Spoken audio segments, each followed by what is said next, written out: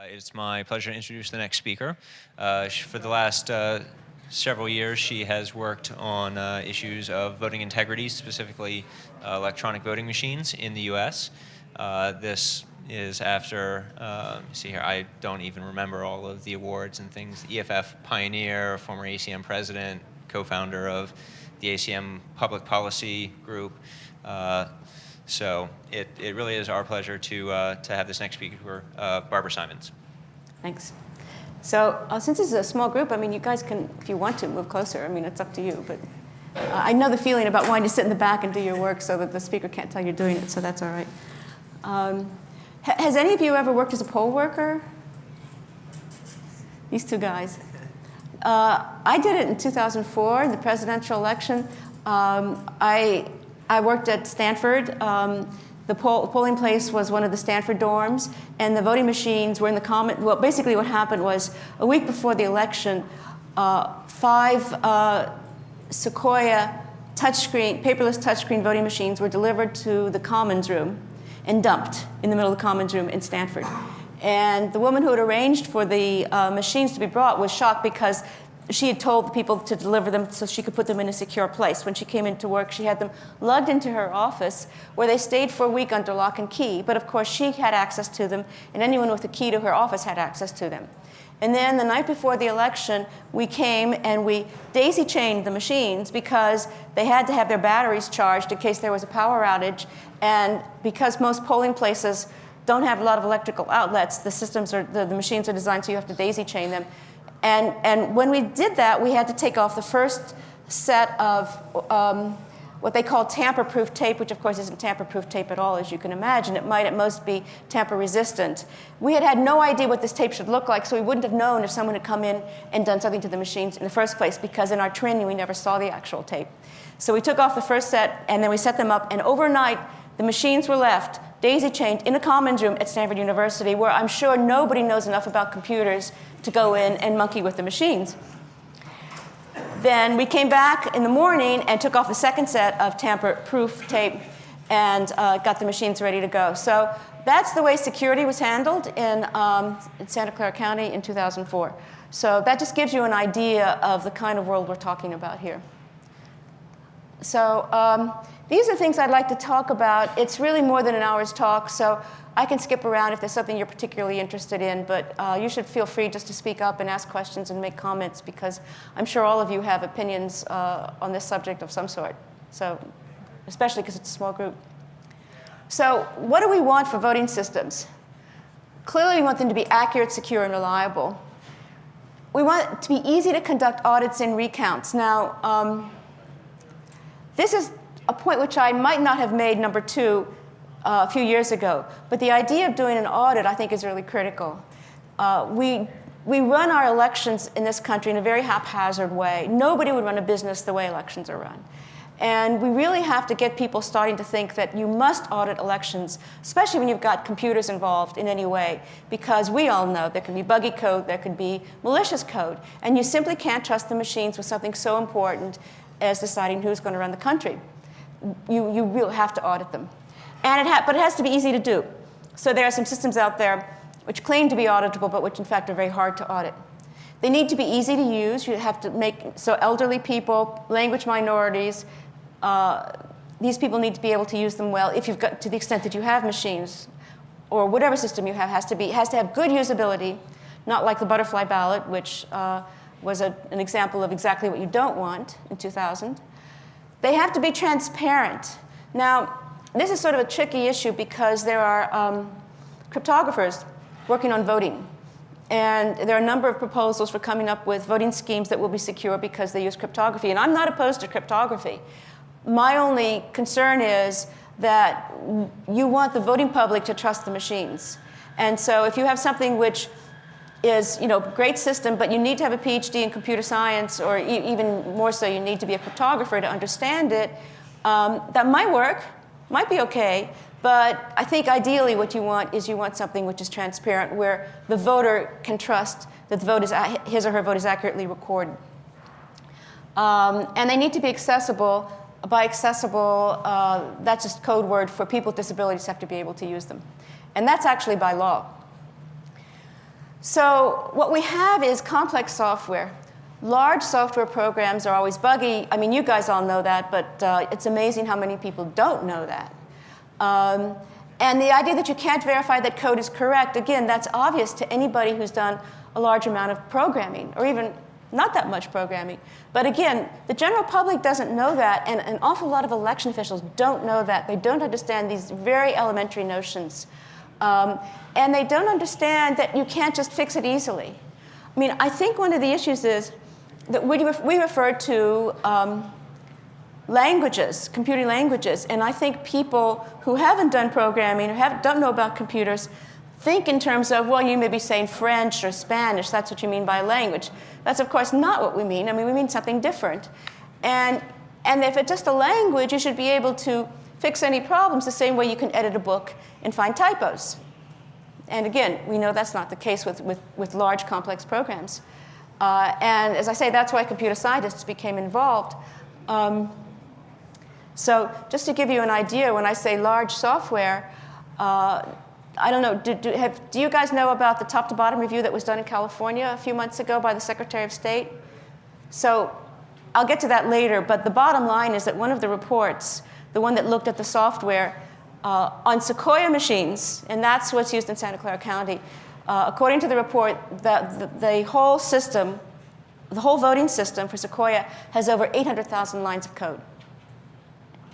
Yes, over 800,000 lines of code. And it's written in C, C++, C#. There's some assembler, I think Z80 assembler. It's all over the place, 800,000 lines of code. And of course, what the people said who reviewed it is there's no way we can go over all this software. So I'm just going to give a quick review of the kinds of voting systems that are around. And this is sort of my way of looking at things. It's not necessarily the standard way people do it. But I think of screen-based systems. And of course, when I say screen-based, there are always going to be computers there. So there are earphones for people with vision impairment and literacy problems. They have multiple language capabilities. They're easy to switch from one language to another. They avoid overvotes. Overvotes is if you vote too many times for an office, like twice for president. And undervotes is if you don't vote as many times as you can. Of course, a lot of times people do undervotes intentionally because they don't want to vote for an office. But and so a lot of the times the undervote warning is turned off because people have found it confusing. They think they've made a mistake when they actually intended not to vote for a particular office. But overvotes are clearly a problem because that'll invalidate your vote for that particular office. So you obviously want to warn people about overvotes or not allow them to do it, more to the point. Voters can modify their votes prior to finalizing their ballot. And the current system was supposed to be good for voters with disabilities, but that's not necessarily the case. So the machines that have caused the most controversy are called the direct recording electronic, or DRE machines. And these machines are screen-based. The same machine is used to present ballot images via a screen, record the vote, and it may also count the vote. And many of us, I think, have come to the conclusion that this is a bad design, fundamentally bad engineering design. I mean, you can imagine that you might have been able to put one of these things together well if it was done properly. The machines that are out there, none of them was done properly. But it's also difficult to get it right. In some sense, you don't want the same machine doing everything, in my opinion. These machines have been pushed by some leaders of the disability community, even though they are not necessarily good. Some of them have pretty bad usability features. They've been cheaply and insecurely implemented. And I think maybe cheaply is the wrong word. I don't know how much money was spent on this. But if you look at the quality of the code, if you look at everything that we've learned, when people who know what they're doing look at these machines, they've been appalled. And they have costly maintenance contracts. And this is something which should bother everybody, because basically once a locality buys one of these kinds of machines, they are stuck with that vendor. And that vendor has them over a barrel. Because almost inevitably, the people who work in the Registrar of Elections office don't have the expertise to be able to maintain these systems, to put in put in the patches, which is another concern, by the way, to do all the things that need to be done to maintain these systems. And so some of these maintenance contracts are pretty damned expensive. As I say, they're screen-based, usually touch-screen, although they're not all touch-screen. Most originally were paperless. So you would go to the polling place, and in fact, this is what it was like in 2004 when I was a poll worker. People would go and they would vote on these Sequoia machines. They would make their various choices, and at the end, it would show you a summary screen, which was all your choices, and that's considered. A lot of people felt that was verifying by the voter. In other words, the voter was verifying his or her vote because it was all shown on the summary screen. Yes, that's what. And in fact, election officials have made this argument. This isn't. I mean, we've all heard it. The League of Women Voters is making this argument that, yes, the law requires that people have to be able to verify their vote, and they do. They can see it on the screen. Once you see it, it's all what you want. You press enter, vote, and that's it, and you walk away. Now, we all know that just because something is showing on the screen, that doesn't mean that that's what's inside the memory. But that simple, obvious fact has escaped an awful lot of people, and there are people who still resist that. I mean, you wouldn't believe how difficult it is sometimes to get these concepts across to people who don't want to believe them and who haven't had the technical experience to say, well, of course. So these machines are still being used. Paperless machines are still being used in the state of Georgia. They vote on Diebold paperless touchscreen machines. And in Maryland, there's a struggle as to whether or not they're going to force them out. That's still not completely resolved. There's been a law that was passed, but it needs to get funded. So, and then there are various other places. Now, in California, paperless voting is no longer legal. But that was a struggle, too. Fortunately, it happened a little while ago. I mean, California, for example, has a law, which it's had since before these machines came in, which requires a 1% random manual recount for every election. And that was basically done when optical scans came in, which I'll talk about in a minute. So with these paperless DRE machines, what they would basically do in order to satisfy this law is they would print out, basically do a dump at the end of the day and count that by hand, where there was no paper. So people just didn't understand. As I say, with some recent exceptions, and the recent exceptions are work that's been done in California and a few other places, and mainly by computer scientists or states that have brought in computer scientists or techies to do this work, the testing and security has been grossly inadequate. I mean, embarrassingly so. There are a small number of vendors nationally. The software is secret. And I don't know, have any of you been involved with the copyright wars, the Digital Millennium Copyright Act? Well, anyway, the reason that downloading music, people are getting threatened when they download music because they're violating the Digital Millennium Copyright Act. That same law has been used to prevent people from opening up these machines and looking at them because the software is copyrighted, and people have been concerned if they do this without some sort of formal okay, that they could be guilty of a federal felony. Yeah. So that also means if you try to hack one of these machines, you're potentially breaking the law? Potentially. The same thing. Yeah. I mean, if it's copyright protected, and if there's some sort of effort made to protect, I mean, it not only has to be copyrighted, but it has to have some sort of protection mechanism for it. And if you try to bypass that protection mechanism, then you could be guilty of violating the Digital Millennium Copyright Act. So a number of people have been very wary about looking at the code because they don't want to go to jail.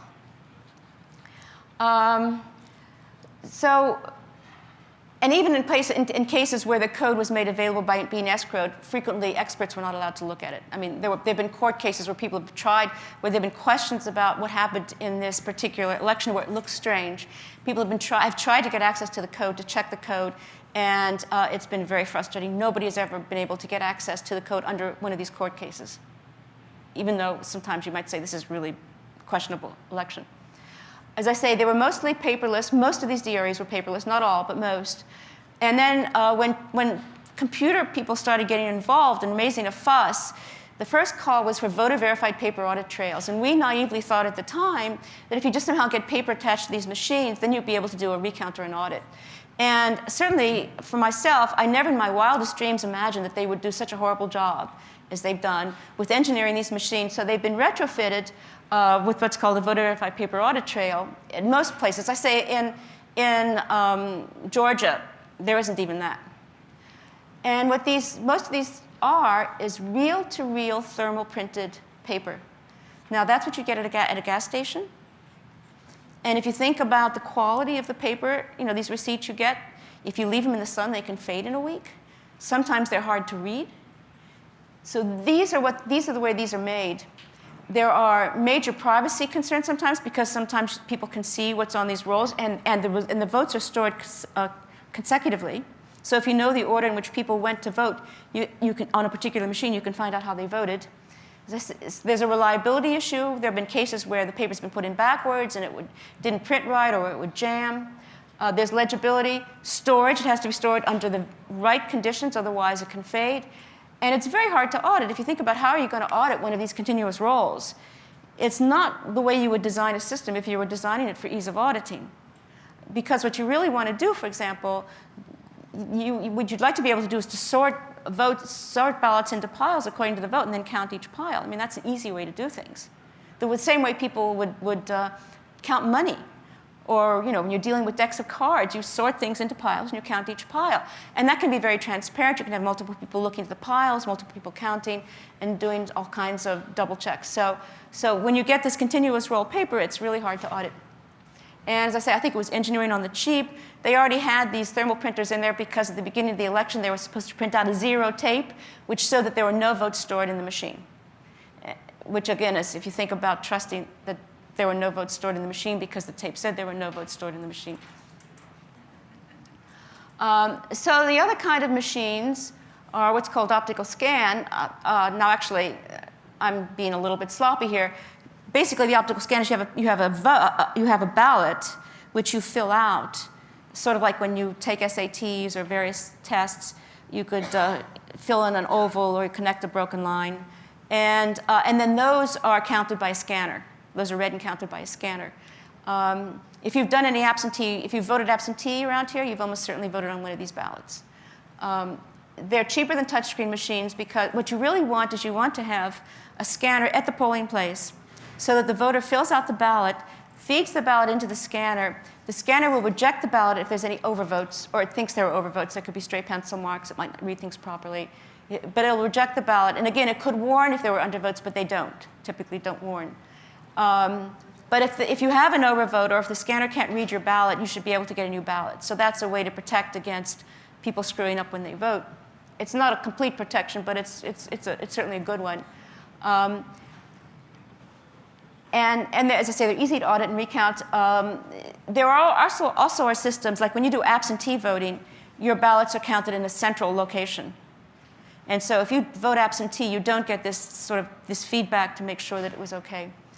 And of course, it's difficult for blind voters and people with certain kinds of disabilities, like mobility impairment, to vote on these. But there are ways around that. In particular, the ways around that are what's called ballot marking or generating machines. And the way these machines work is they basically produce a ballot which can then be counted using a scanner. But they don't store the results the way a DRE does. They just mark a ballot or print out a ballot. And they have they can have all of the advantages that these DREs have, which is that basically once you've got a computer, you can hook it to, you can have the audio for people who are blind. You can have handheld input devices. All you need is a computer, really. You don't even need a screen, but you just need a computer there, and you need to have the accessibility technology, excuse me, which allows somebody to vote who's blind or who has vision impairment. They also have ways in which people who have mobility problems can vote.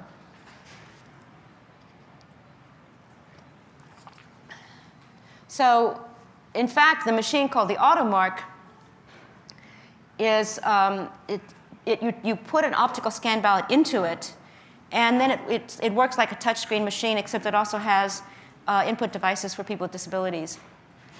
And at the end, when you're ready to vote, it just marks your ballot and spits it out. So if you have vision, you can verify the ballot by looking at it. So you have the paper ballot, which is going to be counted. If you're blind, there are ways it can be verified over the headphones. Now, as someone's pointed out recently, well, then you have to trust the verification, and of course you do have to trust it. But I think there's no way that a blind person can engage in this without having some level of trust. And of course, this kind of machine is easy to check because you can have sighted people vote like they're blind and then check to make sure that it marked it properly. Populex is another kind of ballot generating machine which prints out a scannable ballot. And the AutoMark has pretty good accessibility. It's being tested right now, actually. There'll be a report out very shortly on the accessibility of the AutoMark done by the state of California. But relative to the DREs, my view is that it's almost certainly much more accessible. Nothing is perfect, and none of these technologies is ideal. There's really no perfect voting system. We just have bad or fairly good. I think that's what we have a choice between. Tactile ballots are another way that blind voters can vote, and that's actually low-tech and cheap. It's been used, basically you get a, you put the ballot inside a folder or an envelope type of thing, and it's got holes for where you can mark the ballot, and it's got raised information on the cover, and you may have a headset that goes with it too. And so that's a way in which blind voters can vote independently, and it can also be used by people with some mobility problems. It's used, as I say, in Rhode Island, Canada, Peru, Sierra Leone, and so on. And then the vote pad is a new system, a relatively new system that, again, has a ballot sleeve that fits over the ballot. So these are low-tech, inexpensive ways for people to vote who have vision problems. So any questions? I mean, comments? So Barbara, why were you bringing up the different... Yeah. Yeah. Why were you bringing up the different kinds of low-tech ways for people with disabilities to vote? Oh, well, one of the reasons I talk a lot about voters with disabilities is that the Help America Vote Act, which was passed in 2002, requires that by 2006 or 7, all polling places have to have, it has to be possible for people with disabilities to vote independently and privately.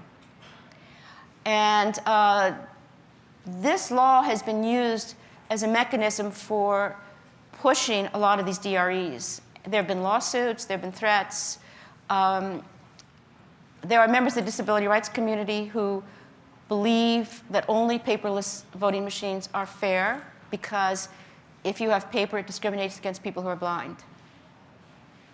And I think sometimes blind people buy into this because if they've never had vision, they don't appreciate how important paper is. At least that's the opinion of Noah Runyon, who was a blind computer scientist, but he lost his vision as a teenager.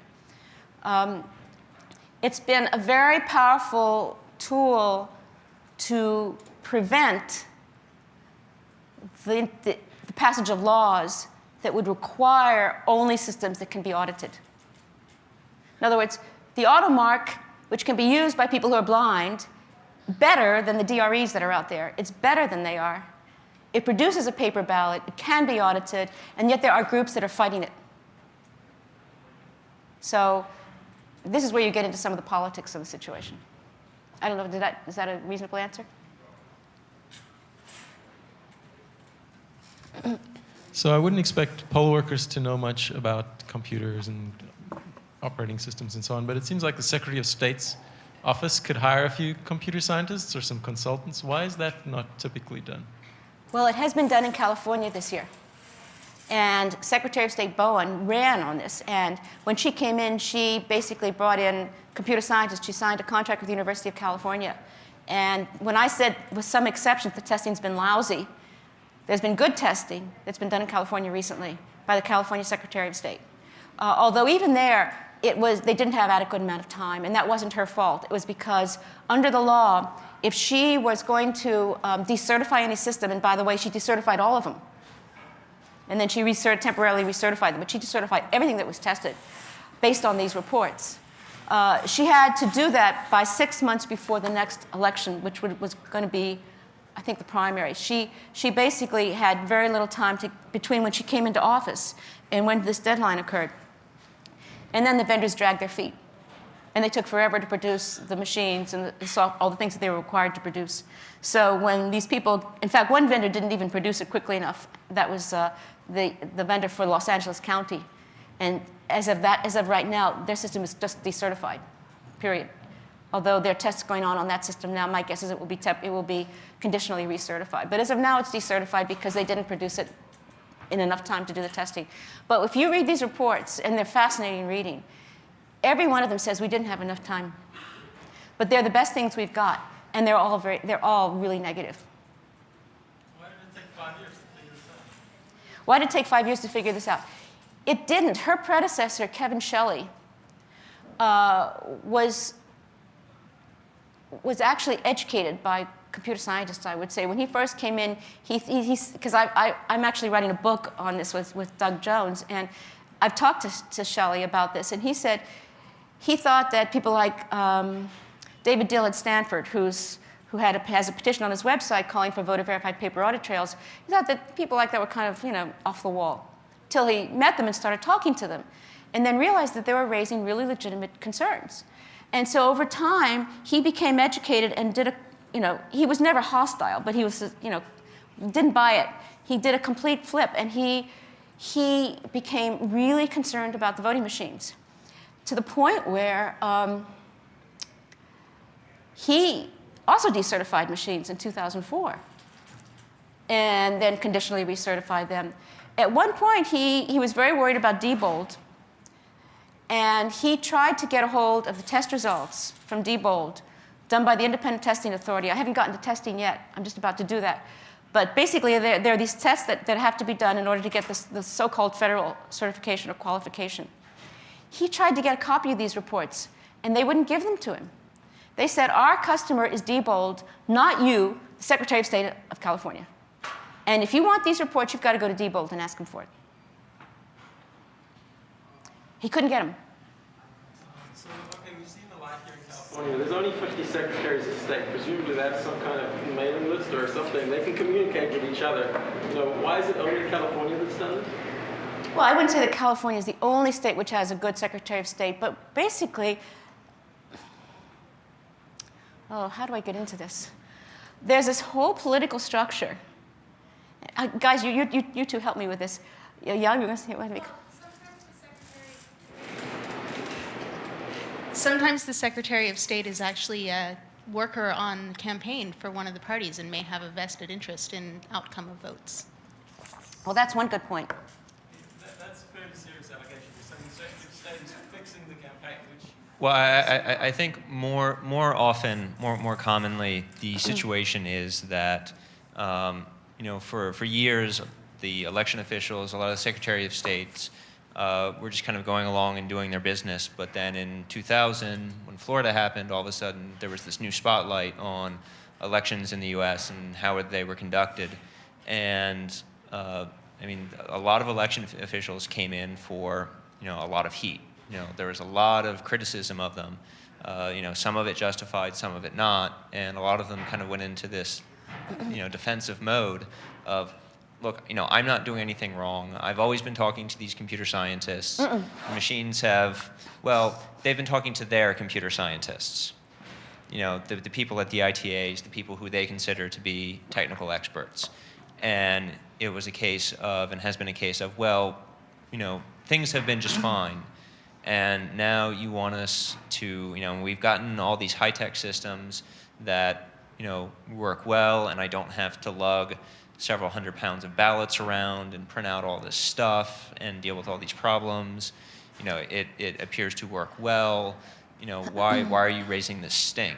You're going to make us do all this work for a questionable amount of gains, and yes, you have a technical degree, but you haven't really done anything with elections in the past, so you don't understand that half of the equation. So, how are you qualified to comment on this? And that kind of mindset of, look, things are going along just fine. That kind of inertia, I think, has been, as large of an obstacle to reform as almost anything else out there.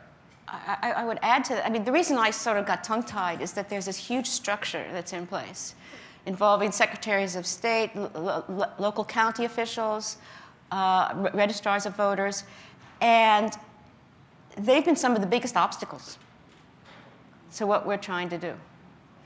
And there's, trying to untangle this and figure out why is quite a challenge. There's certain players like R. Doug Lewis, who started the Election Center, who used to be some kind of salesman, doesn't have a technical background, who basically created some other organization of secretaries of state, and then they went and they created these independent testing authorities, which then tested these machines, and it's all very closely knit in ways that I don't totally understand. I mean, do you feel you totally understand it? It's very, do you? I mean, it's very convoluted. But I think there are two other things that are going on. One is, certainly with the local election officials, and maybe to some extent with secretaries of state, they feel there's a symbiotic relationship between them and the vendors. So once they have committed to a vendor, they are dependent on that vendor for all kinds of things. And so they're not going to go out and attack the vendor because the vendor can screw them. And in fact, there's an interesting illustration of that, something that happened to a guy named Ian Sancho in Florida, who does have some technical expertise. He's the registrar of voters for Leon County in Florida. And in fact, in 2000, when large numbers of people were stricken from the voting rolls in Florida using bad processes, and in some ways people felt trying to rig the election, Ian actually went over the list and made sure that everybody who was on that list he checked all the names. And so there was no problem in Leon County because he fixed it. He's a very conscientious person. And so there were only 3 possible machines to buy in Florida when he had to go and buy machines. They were all DREs. They were the only ones that were certified in the state of Florida. So he basically brought in a computer scientist, a techie, to check one of these machines, Diebold. And this guy found all kinds of problems with it. So Ian went to Diebold and said, well, are you going to fix the problems? And Diebold said, forget it, we're not going to sell you the machines. And then he tried to buy machines from the other 2 vendors. And first one said yes and then no, and then the second one said yes and then no. And he found himself at the deadline where he was supposed to get these machines unable to buy any machines because he was being blackballed by the vendors. At which point Florida said, give us back the money. And not only that, you better get yourself some machines pretty quickly. So it finally got resolved, but it was a mess. And so this is the kind of hardball that's being played. So Harry Hursti did Leon County, right? So, then you also have the person who's in charge of voting for the state of Maryland, who's a Democrat. So this is not a Republican-Democrat thing exclusively at all. So her name is Linda Limon. And there was recently a bit of a stink when it was learned that Diebold was using her picture on the cover of some advertising material of theirs for their databases of registered voters. She was saying how great Diebold is, how much Maryland loves their Diebold's. And she's the person in charge of voting. And Maryland, under Linda Limon, has had paperless voting machines on Diebold, where Diebold, even you go to, I've just mentioned the name to somebody in the supermarket casually who I've never known, and everyone's heard of Diebold. And yet she swears up and down that Diebold's just fine, and you don't need paper, and she's very hostile to paper. So that's what we're up against. And she was the president of this organization of secretaries of state at one point. I got all that right off the top of my head? Okay. So ITAs were created indirectly. What? Oh, sorry. Secure voting protocols allow the individual voter to verify that his vote was counted. Isn't this something that should be pushed for? So every person voting should be able to verify that his vote was counted. I actually think that's not quite the way to put it. I would put it that I think what you want to be able to do is to verify that the right person won. That the person who was determined to be the winner really was the winner. In some sense, I don't care so much if my vote was correctly counted or not. I mean, yes, I care. But that's less important than the right person won. I mean, my vote could be correctly counted and other people's not. But if a few people check if their vote was counted, therefore they make some kind of audit which makes the result. And so the question was, if a few people check that their vote was correctly counted, doesn't that work as an audit? So here's a way you can defeat that. If I'm going to cheat, and we have no evidence that this has happened, but this is a way to defeat it. If I'm going to cheat, I'm going to change a certain number of votes, right? That means I'm going to change So first you get this thing printed out before it gets finalized. So if I'm going to move from candidate A to B, when someone votes for A, I'm going to say they voted for B. I'll print out that they voted for B. Now, if they look, say that's wrong, then for the next several votes, I'll get it right. I won't make any changes. I'll repeat it and say A, so the second time it's right, and then I won't mess around for a while. If they don't say anything, then when the vote is finalized, I'll internally put in B. And so now the paper ballot and the internal vote match, but they're wrong. And the problem is, people often don't check. Yes, some people will check. But this is a way around that if they check and catch it. I mean, I'm not going to change all. I'm just going to make random. If I'm going to rig an election, I'm going to do things randomly so that you can't repeat what I've done, right? As we all know, random bugs are harder to find. I have a really stupid question. Are there any countries in the world that use voting machines besides the United States? Yes. Well, and India. And most countries use pieces of paper and number 2 pencils, as far as I know. Well, so what is the big deal in this country of doing this really bad technology? Well, there are a couple of answers to that. First of all, we have very complicated ballots. And they're hard to count. People don't like, it takes a long time. The idea, A, they're hard to count. B, Florida, 2000 and 2002, where the reaction to that is we can't count paper, right? And then you get these election officials who go and get the newest and you should be great. You should be happy. We've got 21st century technology now. We've got these computerized voting machines. They never make a mistake. They've been federally certified. And what do you need? And so you've got this belief where there shouldn't be belief. You've got this motivation, which is complicated ballots plus real screw-ups that we've seen in elections, even where there is paper. Of course, you have to ask what kind of paper they were using and what kind of machines they were using, but people don't ask that question. And then it's not the case that other countries always use paper and pencil.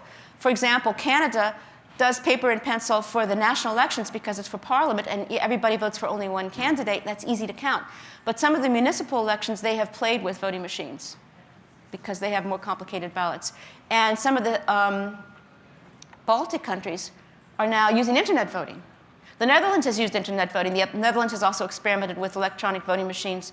There's a group there that has been very good at fighting that. But there are other countries that are doing this. And internet voting is even scarier, especially the way it's implemented in these places, some of them. Did I answer your question, by the way? Well, I'm not happy with it. Oh. I'm not happy with it either, actually. OK, so anyway, you have these ITAs, which is oh my God, 20 minutes. All right. So the testing and the test results are secret, paid for by the vendors. I think I've gone through a lot of this. When they do the testing has been done by a checklist. So there's a list of requirements, and they go check, check, check, check, check. They do not look for Trojan horses.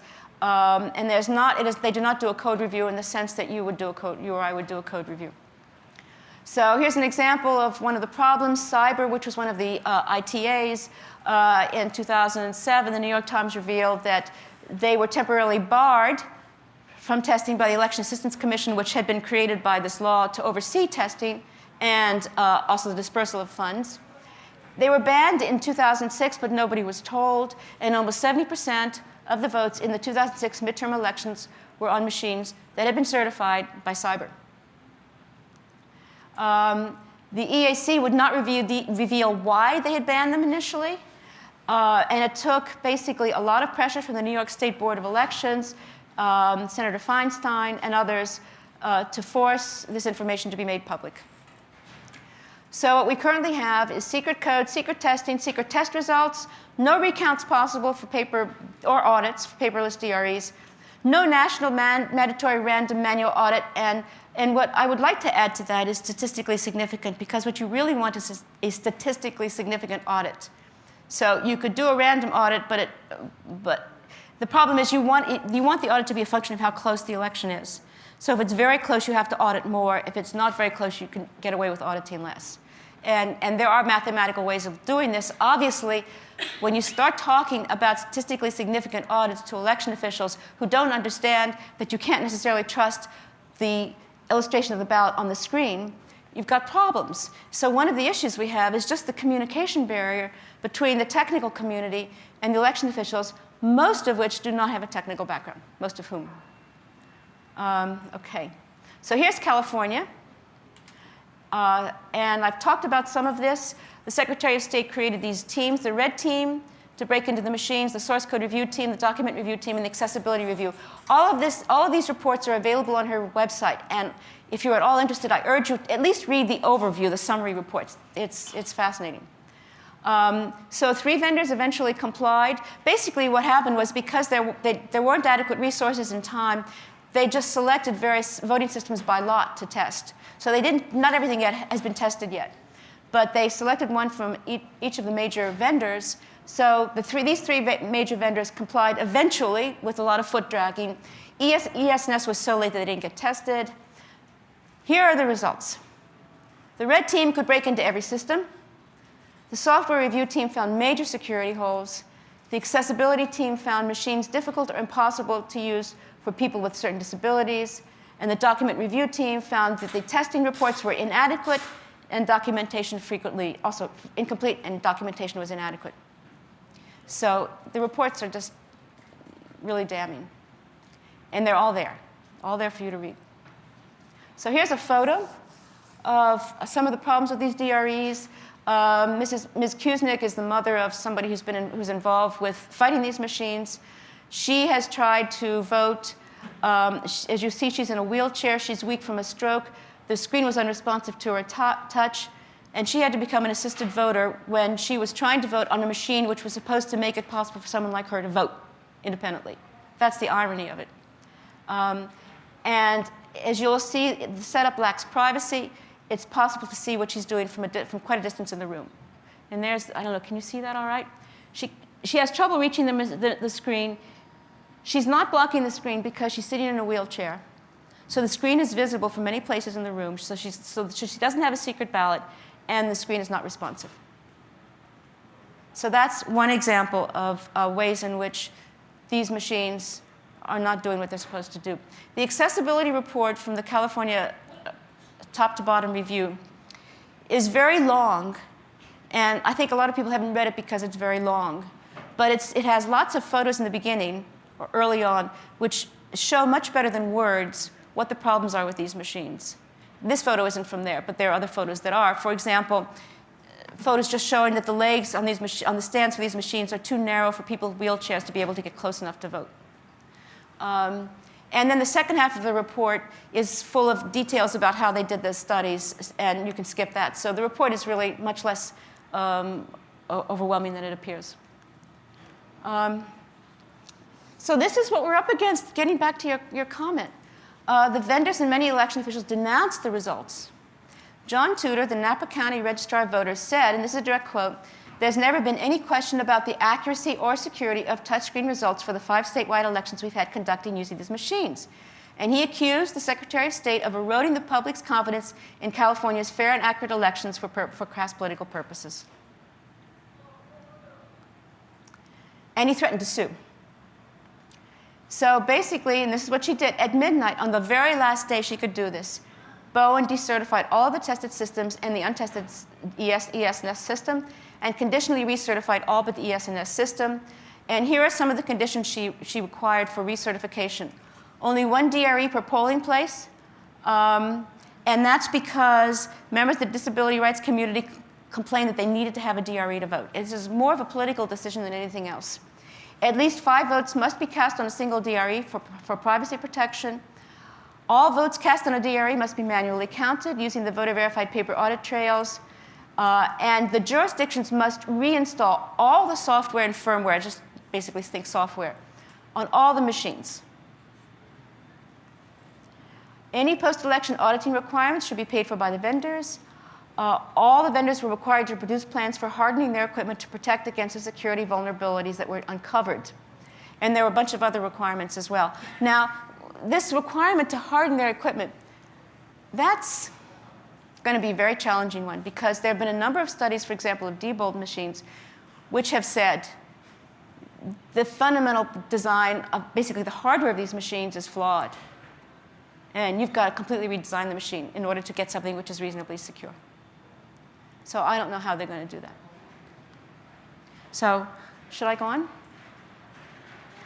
So I maybe should have talked about this earlier. The Help America Vote Act is what basically got a lot of this going. It became law in 2002 after the Florida midterm election. It authorized almost $4 billion over several years to replace punch card and lever machines. It had absolutely no technical requirements, although it did have this requirement for people with disabilities to be able to vote privately and independently. And it also required a statewide computerized database of registered voters. And I haven't talked about that database particularly. That's something which has sort of gone under the radar for a lot of people. But that's going to be another major problem, I think, in the 2008 election. Because the same folks who are buying the DREs are buying the databases. And they don't understand, again, if you're going to have a secure database, the kinds of conditions that you need to satisfy, such as limiting access, maintaining decent audit trails, and so on and so forth. Not doing major merges or purges, not merging various lists. So I think there are going to be some meltdowns with these. There have already been problems with these databases, and there are going to be more, because in the 2008 presidential election, I think is the first time we're going to see them used everywhere under really stressed conditions.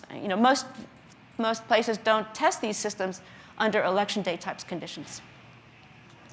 So Rush Holt is a congressman from New Jersey who ever since 2003 has been trying to reform the Help America Vote Act to require the ability to have a voter-verified paper audit trail. Again, originally he and a number of us thought that would solve the problem. I think at this point, most people think, given how bad these voter-verified paper audit trails are, we need something stronger than that. But he's been pushing legislation, and there's still a bill before the House called H.R. 811, which would have initially, it's been totally messed up. But even in its messed up version, I think it's better than the status quo. But it would initially have eliminated paperless voting machines, eliminated direct vendor payments for testing, that's still in there, eliminated secret testing, that's still in there, require random manual audits for every election, and it would have eliminated secret code. Now, has any of you ever worked at Microsoft? Can you imagine this setting up a red flag for Microsoft? It did. And Holt he first talked about eliminating secret code for voting machines in 2003, and it wasn't until it looked like this bill might actually pass that Microsoft got involved a few months ago. And they basically trashed this requirement. And in fact, not only were they concerned about their own software, so for example, just to give you something to chew on, the Diebold, the place where they store election results and so on in Diebold, their database, they use the JETS database. And anyone who knows about Microsoft databases, which I didn't really know much about, but I've since learned, JETS database is a really ancient database that Microsoft urges people not to use for anything that is important. It's on their website. I mean, Microsoft, I'm not trashing Microsoft when I say this. I mean, this is an old database. They have better databases. But the database that's used in Diebold is the JETS database. Do I have that right about the JETS database? I probably don't know any more than you do. Yeah, well, that's... I think it's equivalent to using Microsoft Access.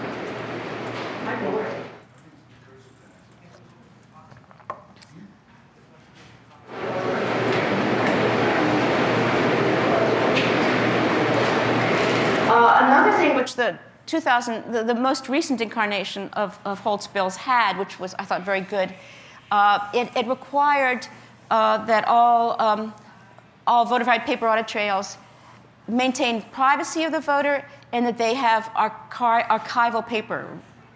So what this would have done would have been to eliminate the reel-to-reel VPATs, because the paper certainly was not archival, the thermal printed paper, and by storing the votes consecutively, there was a privacy concern. So this was a roundabout way of trying to eliminate these DREs, essentially.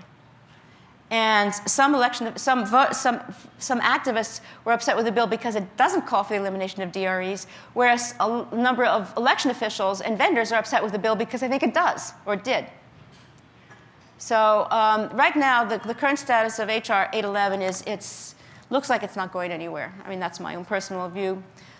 even though it looked a few months ago as if it was going to pass the House because it had enough sponsors to pass. But basically, the number 2 person in the House, Steny Hoyer, has done a lot of work. He was one of the co-authors of HAVA. He's a big advocate for disability rights, and he never particularly liked this, and he had a lot to do with undermining it. Microsoft started because Microsoft stopped the momentum by getting involved, and then there had to be all these negotiations to make Microsoft happy. And what came out of that wasn't too bad because the current version requires NDAs. It limits it does not eliminate secret code, but it does say people have to be allowed to look at it under certain conditions. And even though they can be forced to sign a non-disclosure agreement, the non-disclosure agreement has limitations. If you find serious problems or if there's legal issues and so on, you can reveal what you've uncovered. So I actually think it's not too bad. I think it's OK. I'm surprised they did such a good job. Yeah. Question. Diebold makes ATMs, right? Right. What does a bank require Diebold to do to demonstrate security? That's a good question. I don't know. Oh, sorry. The question was, Diebold makes ATMs. What does a bank do to make Diebold demonstrate that these machines are secure? I mean, I know that they're not secure. I know that there have been cases where they've been messed with. But I don't know what banks require. Does anybody? That's a really good question. I'll have to find that out. Do you know? No, don't know. But what happened with Diebold is, Diebold bought a company, a voting machine company. That's how they got into the business. I mean, they had their ATM business, and they decided to get into the voting machine business. So it's not as if Diebold went and designed this thing these DREs from scratch the way they are now. They basically took a design which this company had, which wasn't very good. So this is one of the issues that's going on right now. Well, it's probably not going on right now. In Florida, Sarasota County, Florida, in the 2006 election, Christine Jennings lost to Vern Buchanan by 369 votes. They were voting on paperless touchscreen machines. There was an undervote of 18,412. In other words, 18,412 people went to vote and did not vote for the House of Representatives race. Now, this looks a little bit suspicious when you compare it to the absentee ballot undervote, which was 2.57, and some of as opposed to what happened on election day and in early voting. So what most of us think is that there was a software bug. I mean, some people were saying it was a usability issue, that the way the screen was set up, some of them just missed the race on the screen. And it's possible, but this is such a large undervote, I just find it hard to believe that that's all it was. But nobody's been able to really look at the software. Now, I mentioned Dan Wallach because he's going to be speaking here on Monday. And Dan was involved with this in the sense that he was going to be Jennings' expert witness to look at the software if they could get the software. And they tried to get the software. They went to court and they tried to get it. And the judge wouldn't let him look at it. So here's more reason to be suspicious of what happened. Jennings received almost 7,000 more votes than Buchanan in Sarasota County.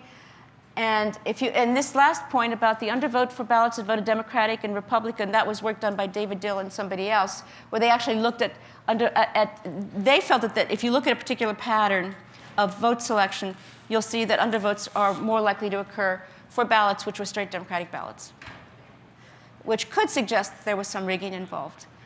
But, if you're going to rig an election, would you do it by having undervotes? That's kind of an obvious thing. There are more subtle ways to rig an election, although you might say, well, hey, no one's looking at it anyway, so why not do undervotes? So I don't know. I don't know what happened. Now, there was a study done in Florida, and there were some good security people looking at the software, but they didn't look at all of it. And these are the conclusions they made, that software fault did not cause the undervote, but they don't know if it was a bad design. But again, they didn't look at all of it, and there are people like Dan Wallach who think that that there's still good reason to believe that there was a software problem.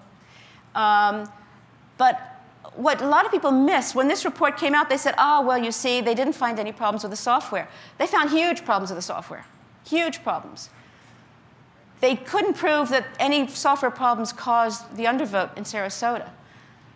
but they found that these machines have major security flaws, and that you could inject a malicious virus into the voting machine software. And in fact, that seems to be the case. That's also the case for the Sequoia machines. I mean, that seems to be typical, that you can inject viruses into these, because they have removable devices that you can use to transport a virus. You read that? Yeah? 5 minutes? And of course, there could have been a virus inserted, which wasn't uncovered. We all know that's possible. So other security threats. Again, this is something which I think a lot of election officials don't appreciate, that the greatest security threat to any computer system is the insider threat. But again, I'm still talking about the machines in Sarasota. They had poor password protection. And yet again, we had this comment that fixing the security vulnerabilities will be very hard, because a lot of security vulnerabilities are fundamental to the architecture of these systems. So I'll skip this. Carteret County. In 2004, over 4,500 votes were lost. And they were lost because they had early voting on a paperless DRE, and the counter, or maybe the capacity of the DRE, was such that it could not record all the votes. So once the number got above 1,300, roughly, all the votes went into a black hole and disappeared. Gone. Poof, gone. No paper, nothing. So that would have been bad enough, but in fact, there was a race, namely for the agricultural commissioner of the state, where the difference between the two leading candidates was less than the number of lost votes. So this is an example of how the law does not respond to these problems. So first, there was an effort made to have a revote just for the agricultural commissioner position in Carteret County. The courts threw that out. Then there was an effort to hold the election statewide for that one position, and that was thrown out by the courts too. And one of the arguments that was used by the courts in both cases, I believe, was that you don't know that the same people will go to vote for the revotes who voted initially. Now, whether or not that's a legitimate argument, I can't say. But the problem is that we have laws that assume that things work right for voting. And we know that they don't necessarily work right. Yes? So to be fair to the courts in that particular case, the State Board of Elections themselves were trying to kind of game the system a bit, in that the initial county-wide recount they ordered was not just for the people, where they knew that person had lost their votes, because it was sequential. Right. It was, they knew, oh, well, anyone who voted from here on lost it. Instead of just those people, they said, well, those people plus anyone who just didn't happen to vote that day can come on back and vote. And the court said, no, that's not going to fly. And then the statewide election had a similar kind of twist to it in how the state board was trying to structure it. And the judge also shot that down. So there might have existed some sort of solution that was palatable, according to law, but not everyone was trying to find that. All right. So Justin, you were in North Carolina at the time, right? Yeah. So, and thank you. That's an interesting point. But it still is a fact that there is that I think that the law doesn't match the situation. The law has not caught up with these machines. And what I would like to see happen is to make it such that the law doesn't have to.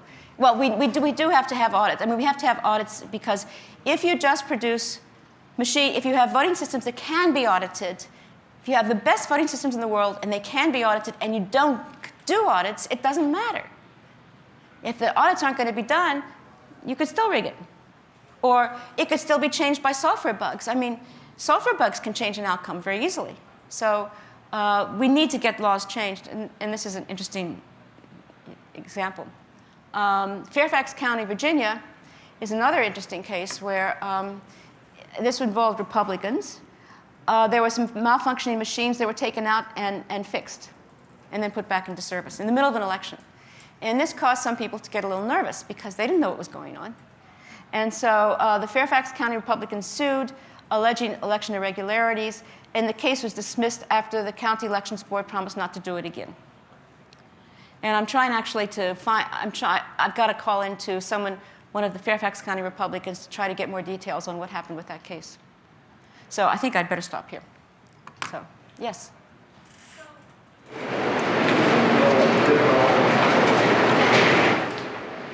So this is all incredibly depressing. So what do you recommend that individuals do besides, contacting our Congress people and so forth? Well, one thing I'd recommend doing is getting, it's interesting to work as a poll worker. I think you can learn a lot that way, but, someone was saying about the people who work as poll workers, it's important to have technical people in there because there are these machines. Although, given what's happening right now in California, I don't know how many of them, there's only going to be one DRE per polling place. I would say push to get good federal legislation passed and be on top of your local election officials. They need to hear from people who are technical, and they need to understand that they have to do things right. I mean, Santa Clara County, doesn't have an optical scan system yet. As far as I know, didn't one. So I think, try to change things here. I'm curious, if you had Jimmy Carter or those people who go out and observe elections in foreign countries, would they basically say the United States is not democratic as a result of this kind of thing? Or are they not sophisticated enough to? They haven't really gotten seriously involved with this. There were a couple of reports that Carter did, one with Ford and one with Baker, where they did call for voter-verified paper audit trails, but they also called for real ID, which is a whole other issue, voter ID, rather. I don't know how much Carter really, I don't know. So Jimmy But Carter that was wasn't- here a few years ago, and somebody asked him this question, and he said there are many reasons why elections in the US would not be certified by the Carter organization, one of which is the party system, which constrains who can run, who gets on the ballot, and so on. So he didn't really address the technical issues, but as far as he's concerned, we don't have free and fair elections in this country. Right. Well, voter registration, of course, is a way to disenfranchise people. And just a little interesting tidbit I got from writing this book is, this is a bit off the wall, irrelevant, but the whole felon disenfranchisement laws that Florida had in 2000, that was a big deal. People were taken off lists because they were supposedly former felons. Those laws really were introduced after the Civil War in the South as a way to disenfranchise former slaves. And there are some really fascinating quotes, like the late 1800s, from some of the state legislatures, Mississippi or Georgia, places like that, where they basically say, we're doing this to disenfranchise these people who, are childlike and shouldn't be voting, and whatever else they said. And they even invented new felonies, to do this. So I think that's about all the time that we've got. Let's thank the speaker.